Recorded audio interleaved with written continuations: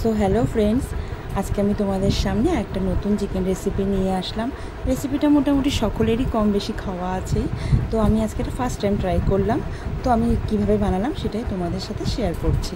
তো প্রথমে আমরা চিকেনটাকে ভালো করে ধুয়ে পরিষ্কার করে নুন আর লেবু দিয়ে ভালো করে ম্যারিনেশন করে তাতে শুকনো লঙ্কা, রসুন বাটা, আদা বাটা দিয়ে একটু দই দেবো। দইটা দিয়ে ভালো করে আমরা অনেকক্ষণ ম্যারিনেশন করে রাখবো। আর হ্যাঁ, চিকেনগুলো মাঝখান থেকে একটু চিড়ে দিতে হবে, তাহলে মশলাটা অনেকটা ভিতর পর্যন্ত যায়। এরপর দেখো বন্ধুরা, আমরা ভালোভাবে মশলাটা এপিট ওপিট করে চিকেনের সমস্ত জায়গায় ভালোভাবে যাতে মশলাটা মাখানো হয় সেইভাবে দেখে ভালো করে মশলাটা মাখাবো।